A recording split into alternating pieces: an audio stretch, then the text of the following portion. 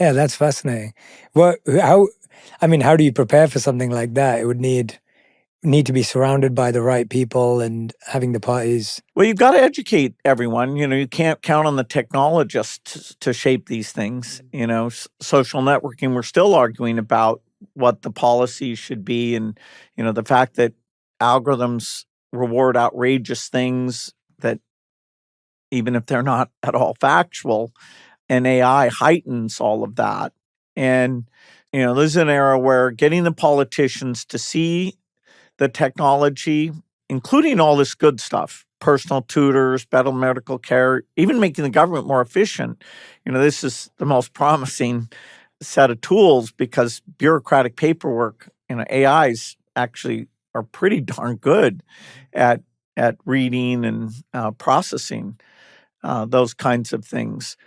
So, we're on the precipice of these AI breakthroughs, the reliability and capabilities. It's kind of an extension of what I worked on as a child, personal computers, then internet, then cell phones, and now AI. But it's because it's super intelligence, it's of a different character, and it'll put us to the test on how we work together within the US and how countries work together. Yeah, it's interesting because as you were talking about social media there, I think Mark Zuckerberg on Joe Rogan was saying that they are taking away their fact checkers, and I believe X is doing something similar. What was your take on that? This whole thing of how you balance free speech versus not, discouraging people from using vaccines when that would be beneficial for them, or even extreme stuff like Holocaust denial or some bad things there. I'm a little bit disappointed that my generation hasn't got a clear prescription to how we achieve both the goals, free speech and yet reasonable discourse that's not misleading people. I mean, during the pandemic, the negativity about vaccines, some of which, had me being some, weird misbehaving actor, which was a lot of craziness. Clearly over 1 million people died who should have benefited from the vaccine.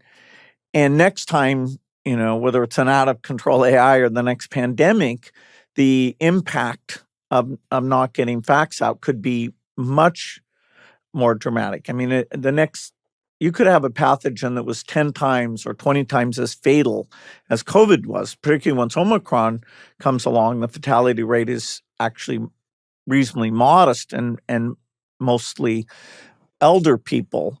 So politics meets AI is where a lot of our fates will be determined, even in the next 10 years. And how do you see your role in that? Well, hopefully there's some things I really do understand about that. And whether it's giving advice to Microsoft or in my foundation work on education and health, using it, the place where you have the greatest shortage of teachers and doctors is in poor countries in Africa. And so the fact that these things, can give farmers advice and give a pregnant women advice and look at what your kid is eating and say, no, you need more protein in this diet. And it's essentially free, the way that computing was free that I saw when I was young.